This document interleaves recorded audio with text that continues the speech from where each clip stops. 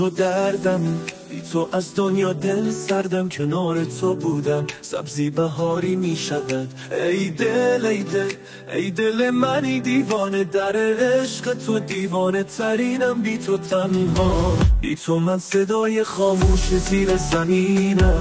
ای ماه من ای ماه من، به تو طلوع کن در آسمان قلب من.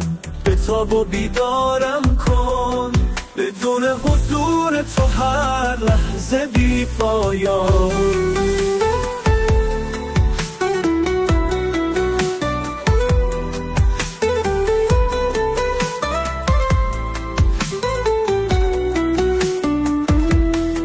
تاریکی شبهایم بدون تو غمان انگیز، هر ثانیه بی تو مثل سالها میگذرد. عطر تو در باده‌ام زنده میماند، حتی اگر دور باشی من هوایت هستم.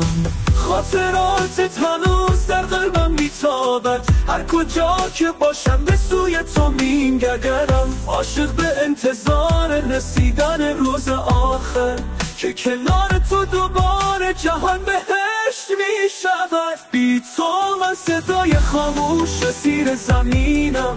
ای ماه من ای ماه من، به تو طلوع کن در آسمان قلب من. به تو بیدارم کن، بدون حضور تو هر لحظه بی پایان.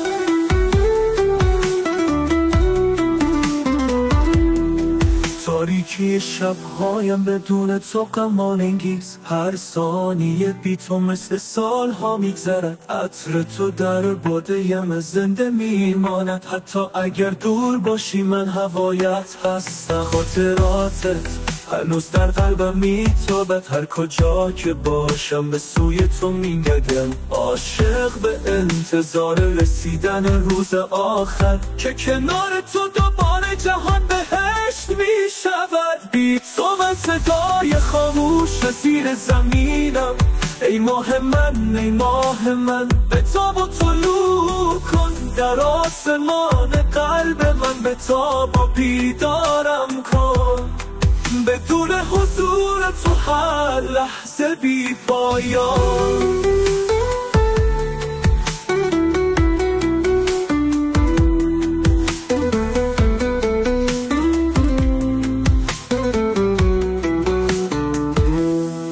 بی تو من دریای بی ساحلم، غرق در موجای تنهایی و سنگینی. هر لحظه با یاد تو زندگی می کنم، امید به آمدنت روزها را روشن می کنم.